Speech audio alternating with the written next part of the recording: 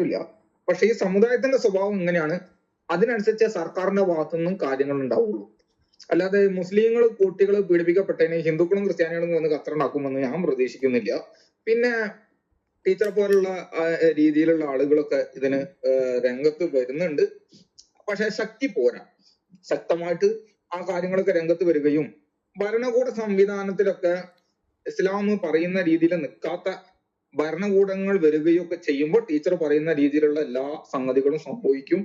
അങ്ങനെ സംഭവിക്കണം. കുട്ടികൾ എന്ന് പറയുന്നത് അത് നമ്മളൊരു ഭാവി തലമുറയാണ്. അത് ഹിന്ദുക്കളായാലും മുസ്ലിങ്ങളായാലും ക്രിസ്ത്യാനികളായാലും ആരായാലും ശരി, കുട്ടികൾക്ക് അവരുടേതായ അവകാശങ്ങളും കാര്യങ്ങളും ഒക്കെ ഉണ്ട്. നമ്മുടെ രാജ്യത്ത് ജീവിക്കുന്ന സമയത്ത് അതിൻ്റെതായിട്ടുള്ള ഒരു ഇത് കൊടുക്കേണ്ടത് നമ്മളെ എല്ലാവരുടെയും ധാർമ്മികപരമായ അവകാശം തന്നെയാണ്. അത് ഏത് മതത്തിൽപ്പെട്ടുള്ള ആളുകളും ആയിക്കോട്ടെ. പക്ഷെ അത് അവർക്ക് നിഷേധിക്കപ്പെടുന്ന സമയത്ത് അവർ ഇരകളാണ്. ആ ഇരകൾക്ക് വേണ്ടിയിട്ട് നിൽക്കണം എന്നുണ്ടെങ്കിൽ ഒരു സാമൂഹികമായ പരിവർത്തനം തന്നെ നടക്കണം.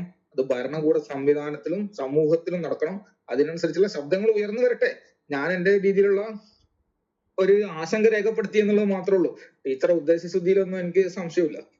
ആർക്കെങ്കിലും ചോദ്യങ്ങളൊക്കെ ഉണ്ടെങ്കിൽ കയറി വന്ന് ചോദിക്കട്ടോ. ഞാനും ടീച്ചറും തമ്മിൽ രണ്ട് എതിരഭിപ്രായങ്ങളായിട്ട് ഇങ്ങനെ, എതിരഭിപ്രായം എന്ന് പറയാൻ പറ്റില്ല, എന്നാലും അതിങ്ങനെ കുറച്ച് നീണ്ടുപോയി. ആരെങ്കിലും എന്തെങ്കിലും ഈ വിഷയങ്ങളുമായി ബന്ധപ്പെട്ടിട്ട് ഉണ്ടെങ്കിൽ കയറി വരിക, സംശയങ്ങൾ ചോദിക്കുക. ഓക്കെ, വാക്കൊന്നും ചോദിക്കാണ്ടോ? ഞാനങ്ങനെ കുറെ സംസാരിച്ചോ?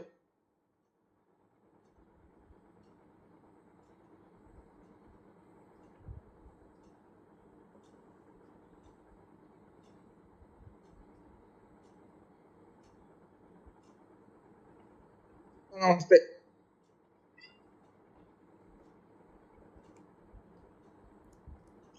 സുപ്രഭാത വാക്കെ ടീച്ചറെ, ഞാൻ ടീച്ചറോട് ഒരു കാര്യം ചോദിക്കാൻ വേണ്ടിട്ട്, അതായത് ഇപ്പൊ നമുക്ക് സ്ഥിരമായിട്ട് നമ്മൾ കാണുന്ന ഒരു കാര്യമാണ് ഈ, അതായത് കുഞ്ഞുങ്ങളെ പീഡിപ്പിക്കുന്ന കേസ്, പിന്നെ അങ്ങനെയുള്ള അക്രമ പ്രവർത്തനങ്ങൾ, കാര്യങ്ങളൊക്കെ സ്ഥിരമായിട്ട് എല്ലാ ദിവസവും എടുത്തു കഴിഞ്ഞാൽ ഇതിലൊക്കെ ഏറ്റവും കൂടുതൽ ഇൻവോൾവ്ഡ് ആയിട്ട് വരുന്ന ആൾക്കാർ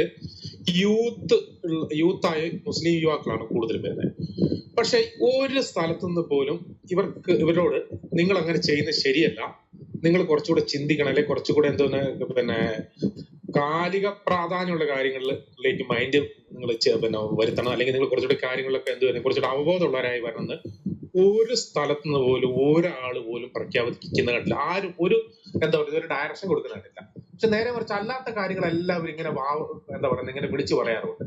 അതെന്തുകൊണ്ടാണ് ടീച്ചർ അങ്ങനെ ചെയ്യുന്നത്? ഒരിക്കലെങ്കിലും ഇപ്പൊ ഈ ഒരു ആഴ്ചത്തെ ഒരു കേസ് നമ്മൾ എടുത്തു നോക്കി കഴിഞ്ഞാൽ എത്ര കേസുകളിലാണെന്നറിയോ? അതായത് ഇന്നലെയൊക്കെ കൊച്ചിയിലുണ്ട്, ഇന്നലെ രാവിലെ രണ്ട് മൂന്ന് പിള്ളേരെ അടിച്ച് നാശാക്കി. എന്റെ നേതൃത്വം വരെ നിൽക്കുന്ന ഒരു മുസ്ലിം യുവാവാണ്. പിന്നെ അതുപോലെ തന്നെ 2 ദിവസം മുമ്പത്തെ കേസ്, തിരുവനന്തപുരത്ത് കേസ് എടുത്ത് നമുക്കറിയാം, നല്ലൊരു കൊച്ചിനെ അടിച്ചു പോകുന്നു. അങ്ങനെ സകല കേസൊക്കെ അല്ലെങ്കിൽ ക്രിമിനൽ പ്രവർത്തനങ്ങളിൽ ഏറ്റവും ഫസ്റ്റിൽ നിൽക്കുന്ന ഇവരാണ്. പിന്നെ താഴെ ബാക്കിയുള്ളവരുണ്ട്, ആരും മോശക്കാരായിട്ടല്ല ഞാൻ പറഞ്ഞത്.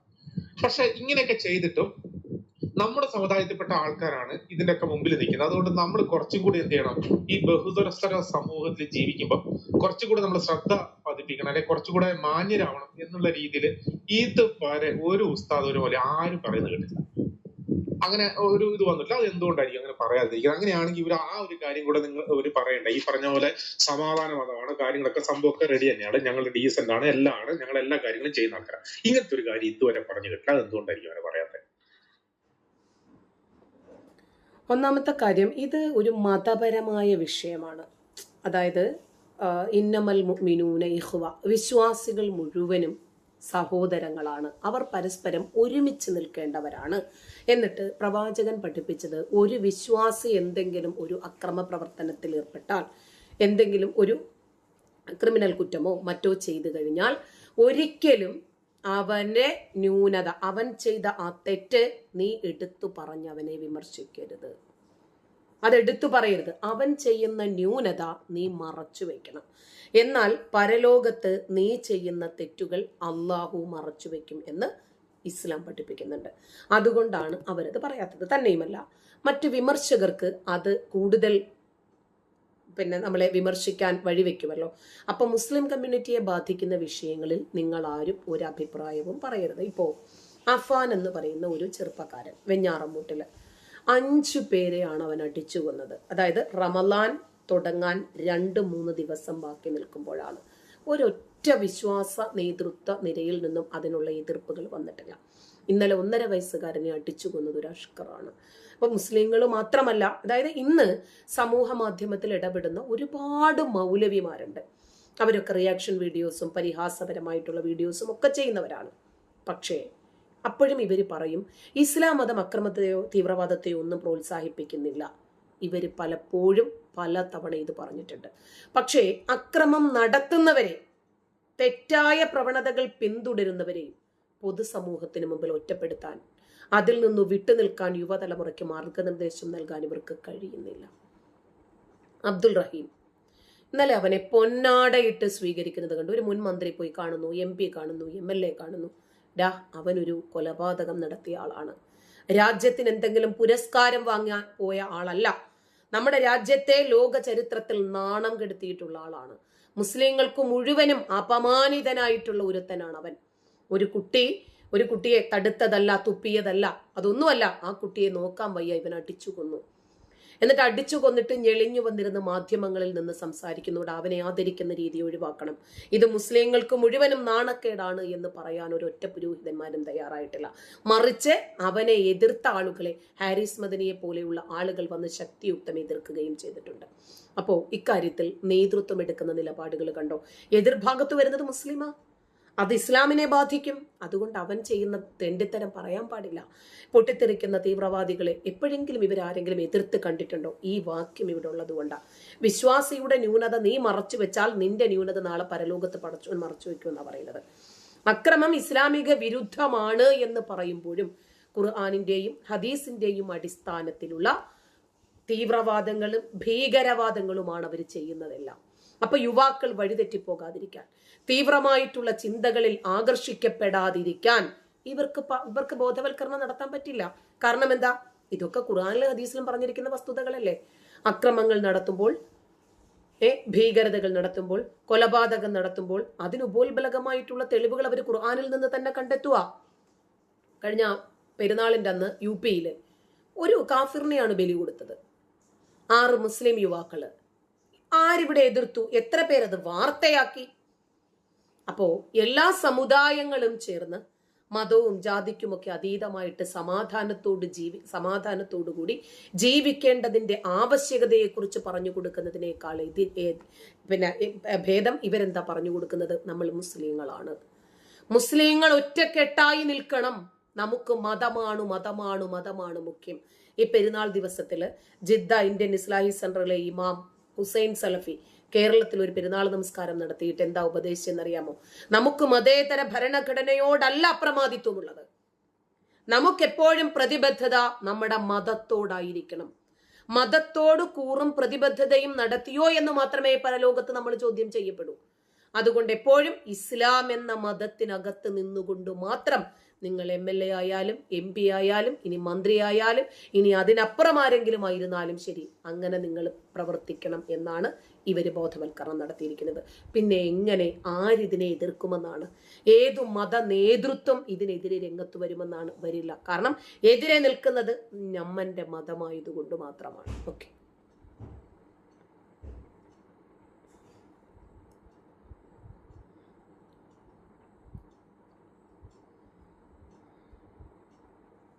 ചുരുക്കത്തെ പറഞ്ഞാല് അവര് തെറ്റ് ചെയ്തും കൊണ്ടേ നിൽക്കും, അവര് ന്യായീകരിച്ചും കൊണ്ടേ നിൽക്കും. കറക്റ്റാണോ? അല്ല, തീർച്ചയായിട്ടും ഇതൊന്നും ഇല്ലാതാകുമെന്നുള്ളത് കൊണ്ടല്ല. നമ്മള് ഒരു ചെറുവിരലെങ്കിലും നമ്മുടെ കൺമുമ്പിൽ ഒരു അനീതി നടക്കുമ്പോൾ അത് ഉയർത്താൻ നമുക്ക് സാധിക്കണമല്ലോ. അപ്പൊ ന്യൂനപക്ഷ ആനുകൂല്യങ്ങൾ എന്ന് പറയുമ്പോൾ അത് ഒരു പ്രത്യേക മതവിഭാഗം മാത്രം കൈയടക്കി വെച്ചിട്ട് കൂടുതൽ വീണ്ടും കരയുന്ന കുഞ്ഞിനെ പാലുള്ളൂ എന്ന രൂപത്തിൽ ഇവരിങ്ങനെ നെഞ്ചത്തടിച്ച് നിലവിളിച്ച് മുന്നോട്ട് വരുമ്പോൾ ന്യൂനപക്ഷ പദവിയിലുള്ള എല്ലാവർക്കും അവകാശപ്പെട്ടതൊക്കെ കിട്ടുന്നുണ്ടോ എന്നതൊരു ചോദ്യമാണ്. ഇപ്പോ ക്രിസ്ത്യൻ വിഭാഗം ഉന്നയിക്കുന്ന സർക്കാർ ക്ഷേമ പദ്ധതികൾ എങ്ങനെയാണ് കൈകാര്യം ചെയ്യേണ്ടത് എന്നത് അത് അവര് തീരുമാനിക്കേണ്ടുന്ന വസ്തുതയാണ്. ഞങ്ങൾക്കത് ലഭിക്കുന്നുണ്ടോ ഇല്ലേ എന്നതൊക്കെ അതൊന്നുമല്ല നമ്മുടെ വിഷയം. പക്ഷേ നമ്മൾ ഈ അനീതി കാണുന്നു, മദ്രസകളിലെ അനീതി, ഇവരെ കൊണ്ട് പൊറുതിമുട്ടുന്ന ഉസ്താദുമാരുടെ കാമഭ്രാന്തിന് ഇരയാക്കപ്പെടുന്ന കുഞ്ഞുങ്ങൾ, അവര് ഇത്രയും ശക്തമായ രൂപത്തിൽ വീണ്ടും ഒരു കുട്ടിയെ പീഡിപ്പിച്ച് അടുത്ത കുട്ടിയെ പീഡിപ്പിച്ച് വീണ്ടും ഒരു ഉസ്താദ് തന്നെ 32 കുട്ടികളെ പീഡിപ്പിക്കുന്ന വാർത്തകൾ രംഗത്ത് വരുമ്പോൾ നമ്മൾ അന്തം വിടുവാണ്. അദ്ദേഹത്തിൻ്റെ മകളെ അദ്ദേഹത്തിൻ്റെ കൂടെയുള്ള പല ഉസ്താദുമാർക്കും കാഴ്ചവെച്ചിട്ടുണ്ട് എന്ന വാർത്ത നമ്മൾ കേൾക്കുവാണ്. അവര് ഈ സമൂഹത്തിന് നൽകുന്ന സന്ദേശം എന്താണ്? എത്രയോ മദ്രസ അധ്യാപകർ സ്വന്തം മക്കൾക്ക് വയറ്റിലുണ്ടാക്കി കൊടുത്തിരിക്കുന്ന വാർത്തകൾ നമ്മൾ കാണുന്നു, നമ്മൾ മനസ്സിലാക്കുന്നു. അപ്പൊ അതുകൊണ്ട് മദ്രസകളിൽ പഠിപ്പിക്കുന്ന പാഠഭാഗങ്ങൾ എന്താണ്, ആ പഠിപ്പിക്കുന്ന അധ്യാപകരുടെ വിദ്യാഭ്യാസ യോഗ്യതകൾ എന്താണ് ഈ കുഞ്ഞുങ്ങൾ അവിടെ അനുഭവിക്കുന്നത്? അവർ വളരെ സുരക്ഷിതരാണോ? അവരിതൊക്കെ പഠിച്ചിട്ട് അവർ ഈ സമൂഹത്തിൽ ഇറങ്ങിപ്പോയിട്ട് എന്തൊക്കെയാണ് ഇവർ ചെയ്തു കൂട്ടുന്നത്? ഇതൊക്കെ ഒന്ന് അറിയണ്ടേ? ഇപ്പോൾ വേലയിൽ വിളയുന്ന വിദ്യാഭ്യാസം എന്ന് ഗാന്ധിജി പഠിപ്പിച്ച ഒരു പാഠഭാഗം നമ്മളൊക്കെ 10ാം ക്ലാസ്സിൽ പഠിച്ചു. കുട്ടികൾ അന്ധവിശ്വാസികളാവരുത്, കുട്ടികൾ മടിയന്മാരാകരുത്, മഠയന്മാരാകരുത്, വെറും പാഠപുസ്തകത്തിലെ പുസ്തക പുഴുക്കൾ മാത്രമാകരുത്. അവര് സ്വന്തമായിട്ട് എന്തെങ്കിലും ഒരു കൈത്തൊഴിൽ കൂടെ പഠിച്ചിട്ട് അവരെ ആർജിച്ചെടുക്കേണ്ടുന്ന ഒരു അറിവുണ്ട്. ഇതൊക്കെ പഠിക്കുവാണ്. അപ്പോൾ സ്കൂളിൽ നിന്നും പുറത്തു പോകുന്ന കുട്ടികൾ ഇപ്പോൾ ഒരുപാട് കരിയർ ഗൈഡൻസിന്റെ ക്ലാസ്സുകളുണ്ട്. 10ാം ക്ലാസ് കഴിഞ്ഞ കുട്ടികൾ എന്താണ് ഇനിയും പഠിക്കേണ്ടത്, അവരെന്തുകൊണ്ടാണ് അത്തരം കോഴ്സുകൾ തിരഞ്ഞെടുക്കേണ്ടത്? അപ്പൊ മദ്രസകളിൽ പഠിച്ചിട്ട് ഇറങ്ങുന്ന കുട്ടികൾ എവിടെ പോകുന്നു, അവരെന്ത് ചെയ്യുന്നു? ഞാൻ എക്സാമ്പിൾ പറഞ്ഞുതരാം. ഞാൻ മതം പഠിച്ചിട്ട് എലിയെ കൊല്ലാനും പാറ്റയെ കൊല്ലാനും പല്ലിയെ കൊല്ലാനും പഠിക്കുമ്പോൾ എൻ്റെ കൂടെ പഠിച്ചവൻ രാജ്യത്തെ സേവിക്കുന്നത് എങ്ങനെയെന്ന് പഠിക്കുന്നു. ഇതാര് പറഞ്ഞത്? 14 വർഷം മതം പഠിച്ച് മതത്തിൽ നിന്നും പുറത്തുപോയ അസ്കർ അലി ഹുദവി പറഞ്ഞതാ. കോട്ടിട്ട് 6 വയസ്സുകാരിയെ പീഡിപ്പിച്ച 53കാരനെ എങ്ങനെ ന്യായീകരിക്കാമെന്ന് ഞാൻ പഠിക്കുമ്പോൾ എൻ്റെ കൂടെ പഠിച്ചവൻ വളരെ റെപ്യൂട്ടഡ് ആയിട്ടുള്ള സ്റ്റേജുകളിൽ ഇരിക്കുകയാണ്. അപ്പൊ ഇവർക്കിടയിൽ ഉണ്ടാക്കാവുന്ന വലിയ രൂപത്തിൽ ഒരു മാറ്റം സർക്കാർ തലങ്ങളിൽ നിന്നും ഉണ്ടാകാത്തത് കൊണ്ടാണ്. അപ്പൊ മദ്രസയിൽ ഇത്തരം ഒരുപാട് ആനുകൂല്യങ്ങൾ ലഭിച്ചിട്ടാണ് അവർ ഈ മദ്രസ കുട്ടികളെ അന്യമത വിരുദ്ധതകളും ഇത്തരം പീഡനങ്ങൾക്ക് ഇരയാക്കുകയും ഒക്കെ ചെയ്യുന്നത് അതുകൊണ്ട് ഉസ്താദുമാരുടെ വിദ്യാഭ്യാസ യോഗ്യത നമ്മൾ മനസ്സിലാക്കേണ്ടതില്ല. അതുകൊണ്ടാണ് അവര് ശുക്ലമഴ പെയ്യുന്നു എന്നൊക്കെ പഠിപ്പിക്കുന്നില്ലേ? മരിച്ചുപോയ ആളുകള് മരിച്ചവരെ ജീവിപ്പിക്കുന്നു, അവർക്ക് ആ കഴിവുണ്ട്, കടല് പിളർത്താനുള്ള കഴിവുണ്ട്, പിന്നെ ഫ്ലൈറ്റിനെ നിർത്താനുള്ള കഴിവുണ്ട്, കാട്ടാനയോട് മതമിളകിയ ആനയോട് സ്റ്റോപ്പ് എന്ന് പറഞ്ഞപ്പോൾ നിർത്തി, വയറ്റിൽ കിടക്കുന്ന കുഞ്ഞിന്റെ ലിംഗം മാറ്റാനുള്ള കഴിവുണ്ട് എന്നൊക്കെ പറയുന്നത് എന്തുകൊണ്ടാണ്? രോഗിയായാൽ ചികിത്സ വേണ്ട എന്ന് പഠിപ്പിക്കുന്നത് എന്തുകൊണ്ടാണ്? അപ്പൊ മദ്രസയിലെ അധ്യാപകരുടെ വിദ്യാഭ്യാസമില്ലായ്മയും വിവരമില്ലായ്മയും അവരുടെ കാമഭ്രാന്തിനുമൊക്കെ ഇരയാകുന്നത് കുഞ്ഞുങ്ങളാണ്. അതുകൊണ്ട് പൊതുവിദ്യാലയങ്ങളിൽ അധ്യാപകരാകാൻ BEd വേണം, അഥവാ TTC വേണം, അതല്ലെങ്കിൽ കേട്ടറ്റ് എന്ന് പറഞ്ഞൊരു ഒരു ഡിഗ്രി ഉണ്ട്. അപ്പൊ അതൊക്കെ കർശനമായിട്ടും ഒരു വെരിഫിക്കേഷൻ ഉണ്ട്, എക്സ്പീരിയൻസ് സർട്ടിഫിക്കറ്റ് ഉണ്ട്. പക്ഷേ മദ്രസയുടെ കാര്യങ്ങളിൽ നേരിട്ട് ഇതൊന്നും തന്നെ ഇല്ല. ഒരു വൈവ, ഒരു ഇന്റർവ്യൂ, ഇതൊന്നുമില്ല. ഞാൻ ഇന്ന മദ്രസയിൽ പഠിപ്പിച്ചിട്ടാണ് വരുന്നത്, ശരി, ഉടനെ അടുത്ത മദ്രസയിലേക്ക് കിട്ടുക. ഇവിടെ നിന്ന് 2 കുട്ടികളെ പീഡിപ്പിച്ചു, എന്ത് ചെയ്തു? പേരൻസും ഈ കമ്മിറ്റിക്കാരും എല്ലാം കൂടെ ചേർന്നിട്ട് ഉസ്താദിനെ പിടിച്ച് മൂലയ്ക്ക് നിർത്തി 4 കുമ്മാങ്കുത്തു കുത്തി പറഞ്ഞു വിട്ടു. ഇതുമായിട്ട് ഞാൻ ഇന്ന മദ്രസയിലായിരുന്നു എന്ന് പറഞ്ഞിട്ട് അടുത്ത മദ്രസയിൽ സദർ ഉസ്താദായിട്ട് കയറുവാണ്. അപ്പൊ പൊതുവിദ്യാഭ്യാസത്തിൽ ഒരു അധ്യാപകനാകാനുള്ള യോഗ്യതകൾ ഇത്രയേറെ നിർബന്ധമാക്കിയിരിക്കുന്ന സർക്കാർ അവരുടെ നികുതിപ്പണത്തിൽ നിന്ന്, നമ്മുടെ ഖജനാവിൽ നിന്ന് അവർക്ക് ഇങ്ങനെ പണം വാരിക്കോരി കൊടുക്കുമ്പോൾ കുട്ടികളെ അക്ഷരം പഠിപ്പിക്കുന്നതിനോടൊപ്പം മതപാഠം കൂടി പറഞ്ഞു കൊടുക്കുന്ന ഉസ്താദുമാരുടെ വിദ്യാഭ്യാസ യോഗ്യത, അവിടുത്തെ കുട്ടികൾ സുരക്ഷിതരാണോ എന്ന് നോക്കാനുള്ള ബാധ്യത അവർക്കില്ലേ? മദ്രസകളിൽ പീഡനം നടക്കുമ്പോൾ അവിടെ ജോലി ചെയ്യുന്നവരുടെ പശ്ചാത്തലം പരിശോധിക്കപ്പെടുന്നുണ്ടോ? അവരുടെ യോഗ്യത, സ്വഭാവം, അവരുടെ മുൻകാല ചരിത്രം, മുമ്പ് അവർ കുട്ടികളെ പീഡിപ്പിച്ചിട്ടുണ്ടോ? അതിനകത്ത് പേരൻസ് പരാതിപ്പെട്ടിട്ടില്ല എന്ന് പറയാൻ പറ്റുമോ? ഇപ്പൊ ഞാനൊരു വീഡിയോ ചെയ്ത് കഴിഞ്ഞാൽ ഒരാളും പരാതിപ്പെട്ടിട്ടില്ലെങ്കിൽ പോലും പോലീസിന് സ്വമേധയാ കേസെടുക്കാം. അതിനകത്ത് മതസ്പർദ്ധ അവർക്ക് ആരോപിക്കാം. അങ്ങനത്തെ കേസുകളൊക്കെ ഞാൻ നേരിടുന്ന ആളാണ്. അപ്പൊ രക്ഷിതാക്കള് തങ്ങളുടെ കുട്ടികളെ ഏൽപ്പിക്കുന്നത് ആരെയാണ്? അവർക്ക് പോലും അറിയില്ല. ഇപ്പൊ സുപ്രു പറഞ്ഞതുപോലെ തന്നെ അധ്യാപകര് മാത്രമല്ല കുറ്റക്കാര്, ഈ കുഞ്ഞുങ്ങളെ ഇവരുടെ കൈകളിൽ വിശ്വസിച്ചേൽപ്പിക്കുന്ന, അവരെ പീഡിപ്പിക്കപ്പെട്ടാൽ പരാതിപ്പെടാത്ത പേരൻസും വലിയ രൂപത്തിൽ ഇതിന്റെ ഭാഗവാക്ക് തന്നെയാണ്. അപ്പൊ വിദ്യാഭ്യാസ യോഗ്യതയേക്കാൾ ഉപരിയായി കുട്ടികളോട് എങ്ങനെ പെരുമാറണം എന്നതിനെ കുറിച്ചിട്ടുള്ള മാനസികവും ശാരീരികവുമായിട്ടുള്ള പരിശീലനം ഇവർക്ക് ലഭിക്കേണ്ടതുണ്ട്. നമ്മൾ കാണുന്നുണ്ട് ചില കുട്ടികൾ അന്യ സംസ്ഥാനത്ത് നിന്നൊക്കെ വരുന്ന ചില വീഡിയോയ്ക്കകത്ത് കുട്ടികളെ എടുത്ത് വാരിയെടുത്ത് തറയിലടിക്കുന്നു, തുണികൾ ഏറ്റുന്നത് പോലെ. കുട്ടികളെ ഷോക്കടിപ്പിക്കുന്നു, ഖുർആൻ പഠിപ്പിക്കുന്ന രീതികളാണ്. അപ്പോൾ മദ്രസകളെ നിയന്ത്രിക്കാൻ സർക്കാർ എന്തു മാനദണ്ഡമാണ് ഇതുവരെ സ്വീകരിച്ചിരിക്കുന്നത്? വെറും മതപരമായിട്ടുള്ള അറിവ് മാത്രം പോരല്ലോ കുട്ടികൾക്ക്, അറ്റ്ലീസ്റ്റ് അവര് സുരക്ഷിതരായിരിക്കുന്നു എന്നെങ്കിലും അറിയണ്ടേ? അപ്പം അതുകൊണ്ട് നമുക്ക് യോഗ്യതയില്ലാത്ത അധ്യാപകർക്ക് ആനുകൂല്യങ്ങൾ നൽകുന്നതും കാമഭ്രാന്തന്മാരുടെ കാമഭ്രാന്തിനെ പരിപോഷിപ്പിക്കുന്ന രൂപത്തിൽ വീണ്ടും വീണ്ടും വീണ്ടും അടിസ്ഥാനപരമായ അവരുടെ വിദ്യാഭ്യാസ യോഗ്യതകൾ പോലും ചർച്ചയ്ക്കെടുക്കാതെ മതം പഠിപ്പിക്കാൻ വേണ്ടി വീണ്ടും കുഞ്ഞുങ്ങളെ അവരുടെ മുമ്പിലേക്ക് വിടുന്നതിനെ നിരോധിക്കേണ്ടതുണ്ട്. അപ്പൊ അതുകൊണ്ട് നമ്മൾ കുട്ടികളുടെ സുരക്ഷയെ മുൻനിർത്തിയാണ് നമ്മൾ ഇത്തരം വിഷയങ്ങൾ കൃത്യമായിട്ട് അവതരിപ്പിക്കുന്നത്. ഇപ്പോൾ ഞാൻ മറ്റൊരു കാര്യം കൂടെ പറഞ്ഞുതരാം. ഞാൻ എത്രയോ ഉസ്താദുമാരുടെ കോളറിൽ കയറി പിടിച്ചിട്ടുണ്ട്, എടുക്കട കൊച്ചിന്റെ ഉടുപ്പിന്ന് കൈ എന്ന് പറഞ്ഞിട്ട്. അപ്പോൾ ഇത്തരം പീഡന കേസുകളിൽ ആരോപണ വിധേയരായ ആളുകളുണ്ട്. അവർ വീണ്ടും ആ മദ്രസയിൽ തന്നെയുണ്ട്, അതല്ലെങ്കിൽ അടുത്ത മദ്രസയിലുണ്ട്. അവർക്ക് സ്ഥാനക്കയറ്റമാണ് ലഭിക്കുന്നത് പിന്നീട്. അതാണ് നമ്മൾ ഏറെ പരിഭവത്തിലാക്കുന്നത്. അപ്പൊ മദ്രസകൾ സർക്കാർ നിയന്ത്രണത്തിലല്ലാത്തത് കൊണ്ട് അവിടെ ജോലി ചെയ്യുന്നവരുടെ ബാക്ക്ഗ്രൗണ്ട് ചെക്ക് ചെയ്യാൻ കേന്ദ്രീകൃതമായിട്ടൊരു സംവിധാനം നമ്മുടെ സംസ്ഥാനത്തിലില്ല. ഒരു മദ്രസയിൽ നിന്ന് പുറത്താക്കിയാൽ മറ്റൊരു സ്ഥലത്ത് അവർ ജോലിക്ക് കയറുന്നത് തടയാനൊരു മാർഗം ഇന്ന് നമ്മുടെ കേരള സർക്കാരിലില്ല. ഇത്തരം സംഭവങ്ങൾ പുറത്തറിയുമ്പോൾ മാനേജ്മെന്റുകൾ പലപ്പോഴും എന്താ ചെയ്യുന്നത്?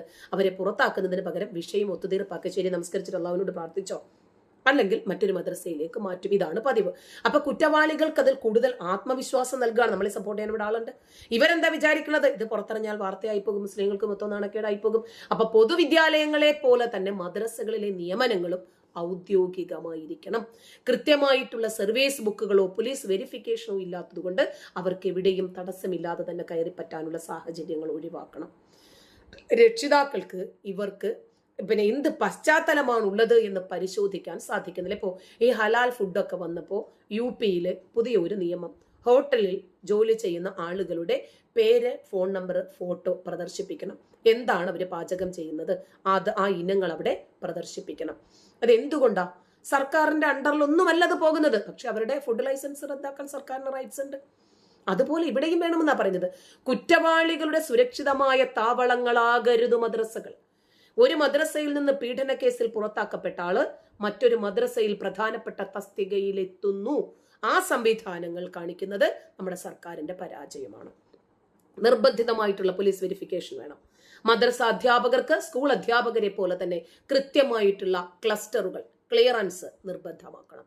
ഇത്തരം കേസുകളിൽ ഉൾപ്പെടുന്ന ആളുകളെ സ്ഥിരമായിട്ട് കരിമ്പട്ടിയിൽ ഉൾപ്പെടുത്തണം. അവരെന്താ കരിമ്പട്ടികയിൽ അവരെ ഉൾപ്പെടുത്താൻ പറ്റില്ലേ? ഈ ലിസ്റ്റ് എല്ലാ മദ്രസകൾക്കും ലഭ്യമാക്കണം.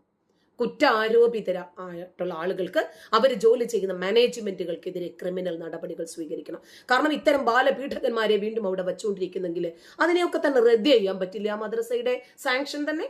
അപ്പോ നമ്മുടെ കുഞ്ഞുങ്ങളെ ആരുടെ കൈകളിലേക്കാണ് ഏൽപ്പിക്കുന്നത് എന്ന് തീർച്ചയായിട്ടും പേരൻസ് ചിന്തിക്കണം. അതുകൊണ്ട് ഈ അനാസ്ഥ അവസാനിപ്പിക്കണമെങ്കിൽ സർക്കാർ എത്രയും പെട്ടെന്ന് തന്നെ മദ്രസകളെ നിയന്ത്രിക്കാൻ നിയമം കൊണ്ടുവരണം. അതിന് എതിരെ ആര് വരുന്നു? അയ്യോ മുസ്ലിങ്ങൾ ശബ്ദമുണ്ടാക്കും, അവരുടെ പിന്തുണ പോകും, വോട്ട് ബാങ്ക് പോകും എന്നാണെങ്കിൽ ഒരിക്കലും നമ്മുടെ നാട് നന്നാകത്തില്ലെന്നാണ് ഞാൻ പറയുന്നത്.